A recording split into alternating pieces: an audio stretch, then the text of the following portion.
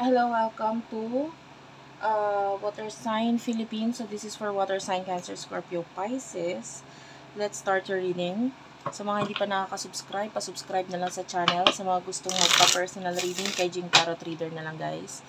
And kung gusto mong i-check, meron akong TikTok guys. Dun sa aking TikTok shop, meron ako naka-promo ngayon. Yung Evil Eye Bracelet na may kasama siyang astrological reading, no? Yung astrological reading, nakalagay doon compatibility. So, babasahin ko yung chart mo at saka yung chart ng person mo at yung placement ng mga planets ninyo and uh, kung compatible ba kayo. Pero kung hindi naman at wala kang mga partner na gustong ipa-compatibility test, ay pwede naman sarili mong astrology. No? Kung ano yung gusto mo itanong, future, etc. Ayan, mga career na bagay sa'yo, etc. Pwede mong i-inquire, i-message mo na lang doon. Okay, so this is for the sign of water sign, Cancer, Scorpio, Pisces. Meron tayong special channel for water sign, ha? Water sign Philippines. Ayan. So, you do have your Three of Pentacles, the Hierophant, and the Three of Wands. Yan, may number 33 na tayo dyan. And the way I see this, you are the Hierophant. Ayan, Taurus energy. You are someone na maybe you are a very spiritual person, maybe you are someone na magaling magturo, or maybe you do have this magandang uh, way ng pakikipag-communicate sa tao. So, pwedeng ikaw ay teacher or someone na pwedeng maging speaker or maybe even a writer. Basta magaling kang mag-isip ng mga sasabihin. And you do have the moon, Pisces energy. I'm seeing that you are currently hiding something. And might be nagpo-focus ka ngayon kuno sa pera, sa paano mai-increase or ayusin or maging maganda ang flow ng money mo, but deep inside you are missing someone, you're thinking someone with the moon here, meron kang iniisip, and you are missing a person na might be hindi mo mailabas ngayon or hindi mo masabi kung sino itong person na ito, or maybe hindi mo maikwento, masabi sa mga tao sa paligid mo. Who is this person that you're dealing with for the sign of water sign, please? Sino itong person na connect mo? Cancer, Scorpio, Pisces, person na connect mo for water sign.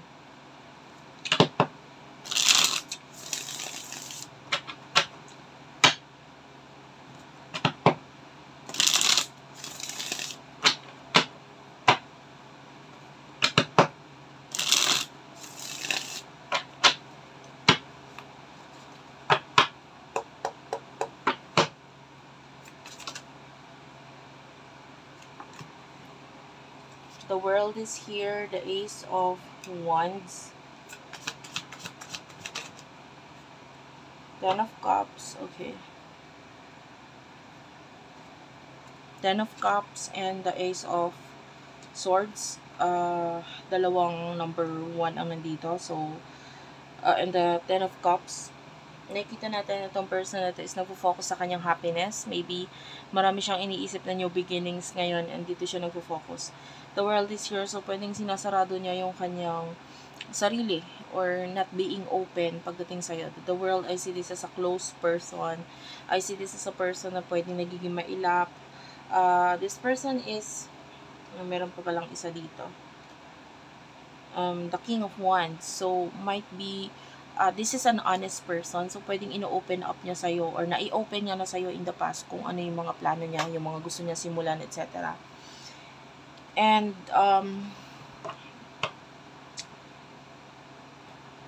maybe ngayon, hindi na niya ino-open ito. Maybe in the past lang.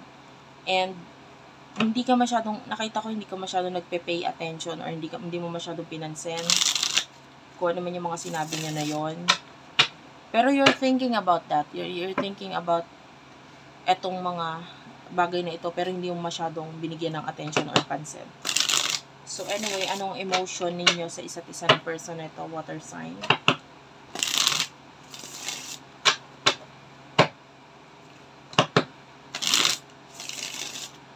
Anong emotion ninyo sa isa't isa?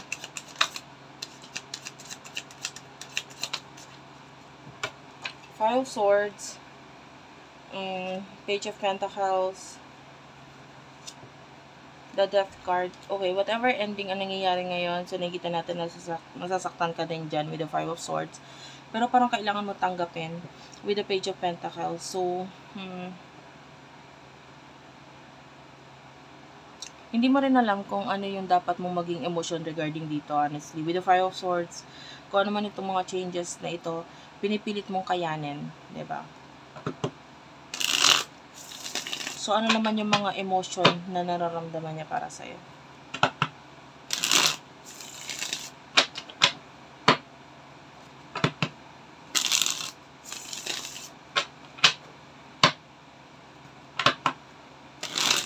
So, maaari na may-miss mo siya. In a way, na kung ano yung mga meron sa inyo in the past, pwedeng yun yung na-miss mo. The Seven of Swords is here. King of Swords, tell me more. The Wheel of Fortune. Bottom of the deck is the Three of Swords. Okay, etong person na ito pwedeng, alam mo yun, parang hinahayaan ka na lang niya kasi feeling niya wala ka rin namang pakialam. So, with the Wheel of Fortune, nagpo-focus na lang siya sa mga pagbabago ngayon sa buhay niya. The Three of Swords, pwedeng, nasasaktan din siya. Or, pwedeng ikaw din. Kasi, I feel like some of you meron eh. May meron. So, pwedeng nasasaktan siya.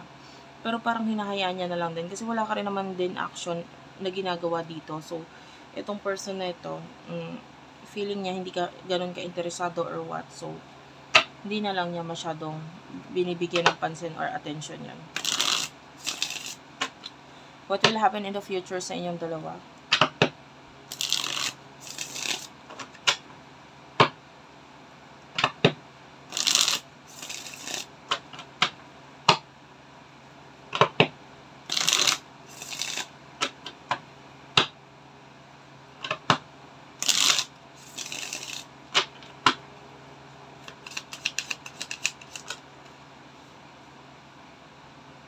Hindi ko to kunin masyadong marami. For water sign, Two of Cups is here. Seven of Wands. Temperance.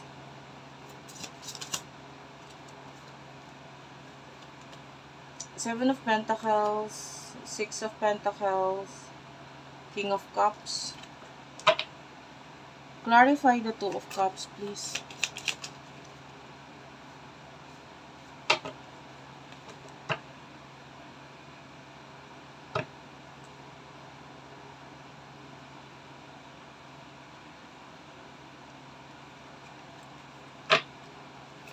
Clarify the Two of Cups.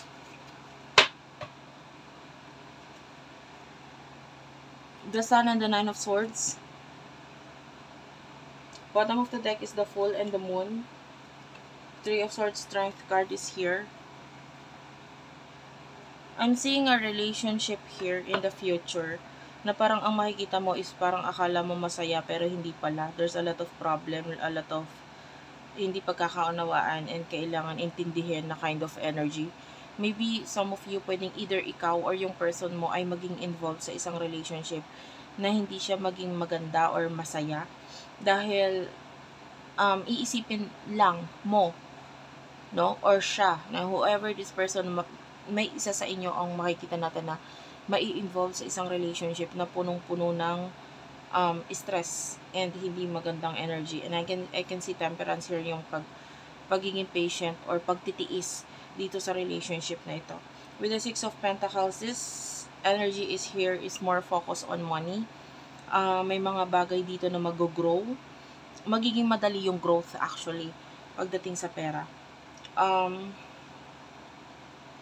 Yeah. The Fool is here, so may mga bagay na sisimulan with the Moon. I feel like more on spiritual ito eh, yung sisimulan na ito. But with the Three of Swords, yeah, gagawin lang yon to, para, alam mo yun, maging busy. Kasi, I feel like, with the Strength card, pipilitin na hindi maisipan or isipin kung ano man yung connection ninyo. So, I feel like one of you is magfo-focus more on spiritual stuff and etc. So, yan. That's it for now, guys. Thank you for watching, guys. I love you all and bye-bye.